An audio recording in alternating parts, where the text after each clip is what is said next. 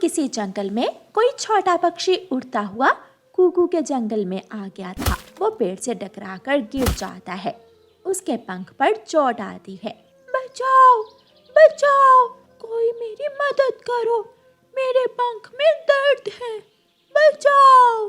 बेटा, इस जंगल में सभी पक्षी बहुत मसरूफ हैं। किसी के पास इतना टाइम नहीं है कि आकर तुम्हारी मदद करे। तुम जैसे भी हो यहाँ से उठकर चले जाओ। कौवा ऐसे कहते हुए वहाँ से चला जाता है। थोड़ी देर बाद तोता वहाँ से गुजरता है। छोटा बच्चा तोते को बुलाता है। अंकल, अंकल तोते, मेरा पंख घायल हो गया है, मेरी मदद करो, मुझे बचा लो। रुको रुको बेटा, मैं अभी ये अमरूद अपने बेटे को घर में देकर आता हूँ। अंकल, अमरूद बाद में ले जाना, मैं मर जाऊंगा। लेकिन तोता रुकता ही नहीं और वहाँ से चला जाता है। वो छोटा पक्षी बेआसरा पड़ा था। कोई भी उसकी मदद करने वाला नहीं था।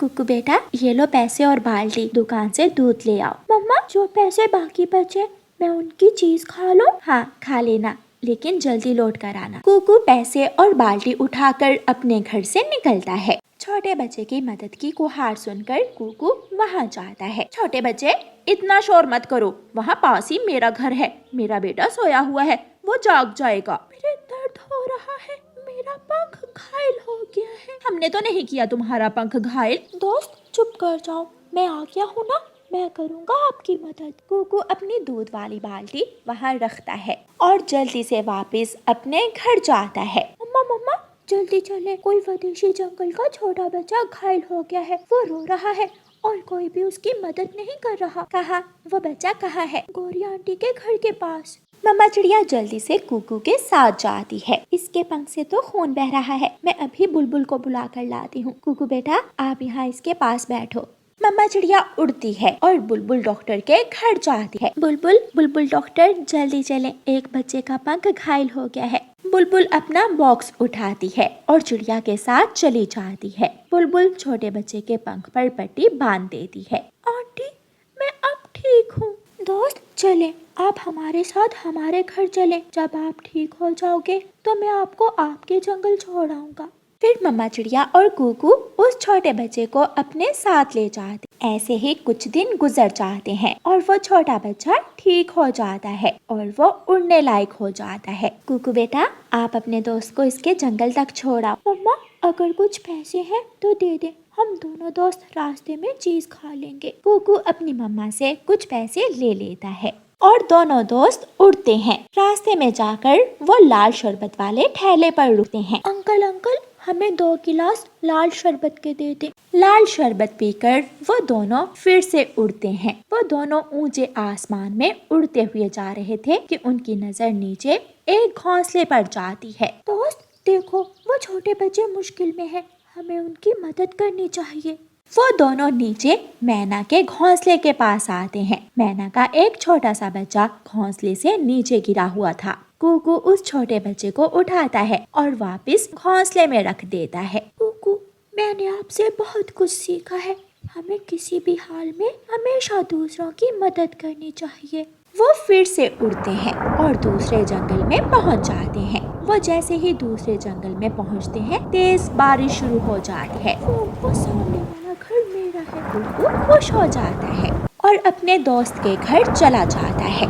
मेरा बेटा कहाँ चला गया था? मैं कब से आपकी राह देख रही थी। मम्मा, मम्मा, पता है मैं दूसरे जंगल में चला गया था और मेरा पंख घायल हो गया था और फिर कुकू मिल गया। कुकू ने और इसकी मम्मा ने मेरी मदद की और मुझे अपने घर में रखा। माँ चिड़िया कुकू को गले से लगा लेती है। शुक्रिया बेटे, मेरे बेटे की जान बचाने के लिए। आप दोनों बैठे, मैं आपको खाना देती हूँ।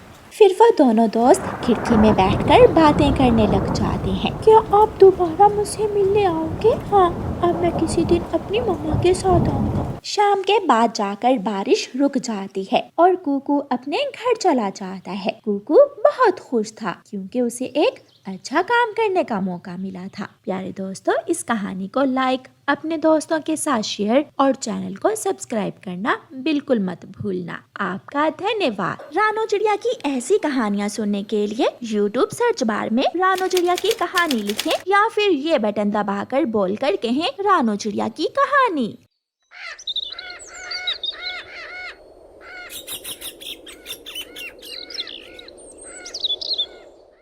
घोंसला बनाने के लिए ये पेड़ ठीक है। मैं अपना घोंसला इसी पेड़ पर बना लेती हूँ। यहाँ फल भी है और पत्ते भी। मेरा काम आसान हो जाएगा। चिड़िया ऐसा सोचकर अपना घोंसला बनाने के लिए लकड़ियाँ लेने चली जाती है। पीछे से कौवा और कौवी भी वहाँ आ जाते हैं। कालू, यहाँ सूखा घास भी पड़ा है, तुम कुछ लकड़ियाँ ले आओ, हम इसी पेड़ पर अपना घोंसला बना लेते हैं। तुम घास के तिनके इकट्ठे करो और मैं अभी सूखी लकड़ियाँ लेकर आता हूँ। कौवा भी चला जाता है। जब चिड़िया और उसकी बेटी सूखी लकड़ियाँ लेकर आती हैं, तो गोरी कौवी को उस पेड़ पर बैठा हुआ देखकर चिड़िया उससे कहती है, कौवी, कहाँ कहाँ, ये पेड़ मेरा है, मैं ही ये सूखा घास रख कर गई थी यहाँ। ओए होए होए, छोटी चिड़िया, शक्ल देखी है अपनी, चल चल भाग यहाँ से।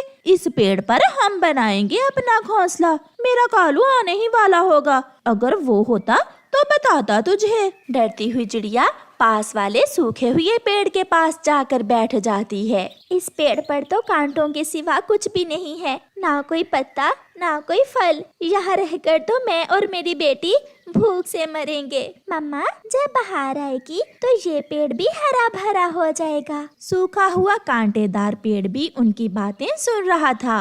चिड़िया, निश्चिंत हो जाओ, मैं एक बेरी का पेड़ हूँ, मेरे कांटे जरूर हैं, मगर जैसे ही बाहर आएगी मेरे पत्ते निकल आएंगे और मुझ पर मीठे मीठे बेर भी लग जाएंगे। मैं तुम्हारी सुरक्षा करूँगा, मैं अच्छे बुरे समय में तुम्हारा साथ दूंगा। ये सुनकर चिड़िया को हौसला होता है और चिड़िया उसी पेड़ पर अपना घोंसला बनाना शुरू करती है। कौवों ने भी हरे भरे पेड़ पर अपना घोंसला बना लिया था। चिड़िया भी कांटेदार बेरी के पेड़ पर अपना घोंसला बना लेती है।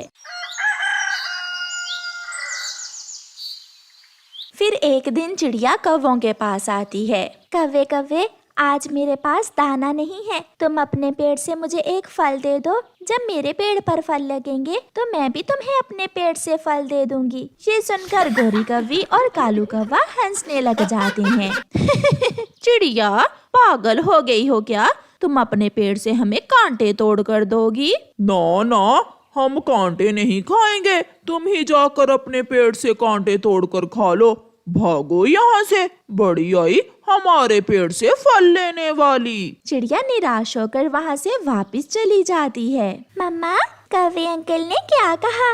नहीं बेटी, वो नहीं मान रहे हैं, मैं किसी और पड़ोसी पक्षी से कुछ भोजन उधार लेकर आती हूँ। फिर मम्मा चिड़िया तोते के पास जाती है और तोते से कुछ भोजन ले आती है। दिन गुजरते गए और चिड़िया किसी न किसी तरह अपना और अपनी बेटी का भोजन ढूंढ ही लाती। एक दिन गोरी कौवी जा रही थी कि रास्ते में उसे एक चील मिलती है। सुंदर कौवी, मैं बहुत भूखी हूँ, क्या तुम्हारी नजर में कोई छोटा पक्षी है? हाँ चील चाची, मेरा नाम न लेना, मेरे पड़ोस में एक चिड़िया रहती है बेरी के पेड़ पर, उसकी एक छोटी सी बेटी है, बहुत स्वादिष्ट होगा उसका मांस। धन्यवाद तेरा कौवी, मैं अभी जाती हूँ और खाती हूँ उस छोटी चिड़िया को। फिर चील उस बेरी के पेड़ की तरफ आती है। चील को दूर से ही आते हुए देखकर बेरी का पेड़ गुड़िया से कहता है, गुड़िया गुड़िया, तुम जल्दी से मेरी शाखाओं के अंदर आ जाओ, जल्दी करो। गुड़िया बेरी के पेड़ की शाखाओं में छुप जाती है। जब चील वहाँ आती है तो बेरी का पेड़ अपनी कांटेदार शाखाओं से चील को मारने लगता है। भागो भागो यहाँ से, दुष्ट चील, भागो यहाँ से। रुको रुको पेड़, तेरे कांटे बहुत तीखे हैं, मेरे शरीर में घुस जाएंगे।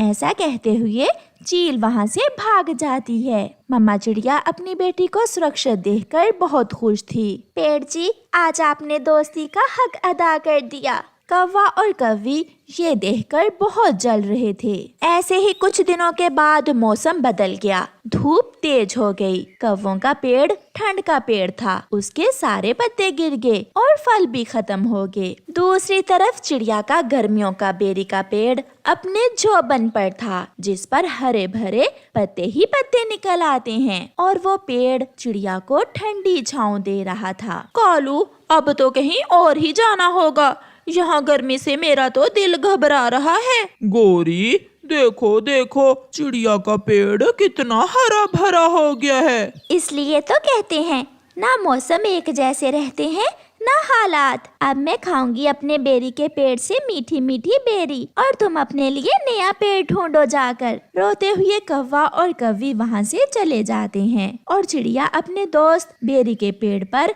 अपने घोंसले में मजे से बैठी हुई थी। प्यारे दोस्तों, इस कहानी को लाइक, अपने दोस्तों के साथ शेयर और चैनल को सब्सक्राइब करना बिल्कुल मत भूलना। आपका धन्यवाद। दूर किसी जंगल में मानो चिड़ा अपनी पत्नी रानो चिड़िया और बेटे के साथ रहता था। एक दिन मानो की पत्नी रानो चिड़िया उससे कहती है, देखो ना जी, एक ही बेटा है हमारा, लेकिन उसे भी हम एक अच्छा जीवन नहीं दे सकते। पता नहीं हम गरीबों के दिन कब जाएंगे, और मैं अपने बेटे को कब अच्छा पहनाऊं और खिलाऊंगी। लगता है ये मेरा सपना ही रह जाएगा। रानो, सोचा था इस बार फसल अच्छी होगी तो अपने बेटे और परिवार के लिए अच्छे कपड़े लाऊंगा, मगर क्या करूं, हर बार की तरह इस बार भी फसल अच्छी नहीं हुई है। आप ऐसा करें, साहूकार कौवे से कुछ पैसे ले लें और अगली फसल लगाएं। हो सकता है हमें उसी फसल में कुछ मुनाफा हो जाए। मैंने भी यही सोचा है। फिर मानो चिड़ा साहूकार पक्षी कालू कौवे के पास जाता है। हाँ हाँ, वो तो ठीक है, मुझे पैसे मिल जाएंगे, मगर जानता है ना मेरा ब्याज कितना होता है। अगर 2 महीने बाद पैसे वापस ना किए तो पैसों के ऊपर ब्याज 2 गुना हो जाएगा। साहिब, आप मुझे पैसे दे दें, मैं लुटा दूंगा आपके पैसे। फिर मानो चिड़ा साहूकार कालू कौवे से पैसे ले जाता है। वह मंडी से मकई के बीज लेता है और अपनी पत्नी को साथ लेकर फसल बीज देता है।